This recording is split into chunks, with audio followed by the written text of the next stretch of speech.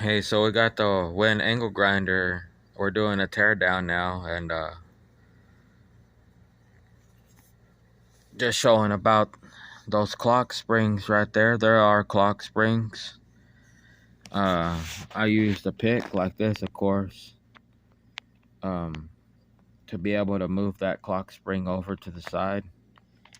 And one of the tips and tricks that I had going here is like, you see this little line right here? Yeah, there you can see it. That that line right there, that's how high the brushes used to be when I had first gotten it. I had this for about a year. That's one of my tips. That I like to use a pencil, like a mechanical pencil with a very thin, lead. So that way I can mark um, and see how far the brushes have been worn down and how long, I know and I've been using it. Pretty good little tip and trick right there. The switch right here is nothing different. Just an ordinary switch, but it's got like a groove cut out. See where it folds inside there, and then you can, that's how the switch is activated. Yep, so just thought I'd show you that part about the brushes and everything first. Let me take these brushes out real quick, and we'll take apart the rest of it.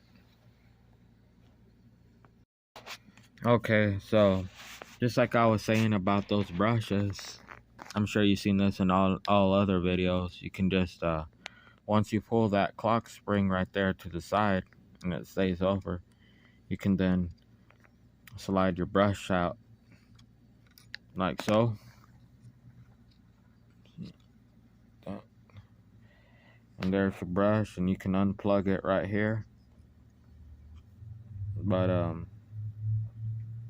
yeah, still got some good life in this brush. A lot of life, as a matter of fact. Quite a bit of life. Let's take apart the rest.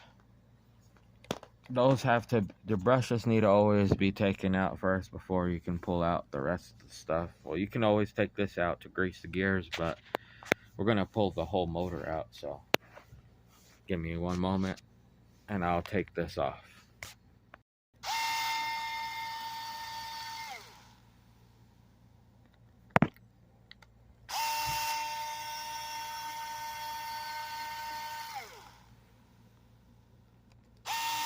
Show you the gearbox and everything. I had put grease of my own inside this gearbox, so this is not the actual grease that comes with it. But yeah, it's just got a brass like bushing right there. My grease is really good about lubricating the wheel there. I mean the other gear, it actually does have let's see. There's no way I can spin it to show it to you.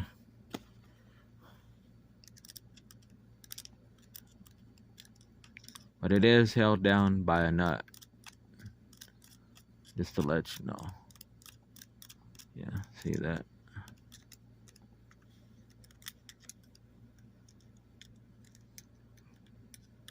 Yeah. It is held down by a nut. Now, I just use this grinder like heavily, everyday usage.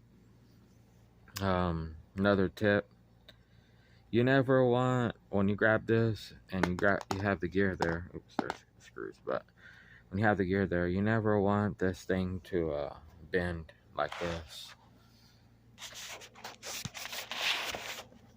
You never want this to bend to the sides. You don't want to see no wobble or no movement. Yeah, I've got a little bit of wobble already now, but I've been using this for about a year and everyday usage. If anything, that's the most that's gonna go out on grinders if it's a good grinder. That's how you know it's a good grinder. As a matter of fact, if it never burned out, but your bearings like this are starting to go out, you know it's a good grinder. It's easy to get the bearings. You might not have all the tools to take out the bearings, but it's not really that difficult. There's a pinion ring right there that's holding this gear down that you can see right there, and it does look like some type of a helical gear. I'm not exactly too sure about that, all those kind of things, but it does look like some kind of spiral or helical type gear. um let me unscrew the front part right here, and let's pull this motor out and we'll see what that looks like inside. Okay, let's see if I can do this. I'm trying to do it with one hand, y'all, so bear with me on this. There it goes.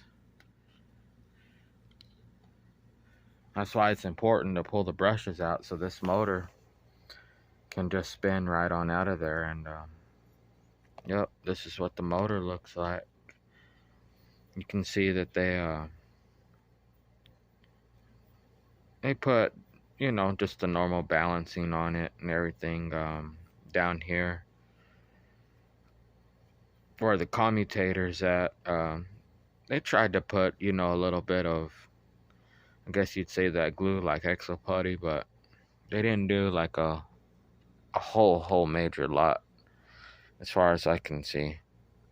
But it has been done though. Maybe more along the spots right here where the commutator is all connected has been pretty well done. This is typical for just a regular typical small motor or regular universal type of motor. The next thing is that, like, see this? You don't want that to happen either.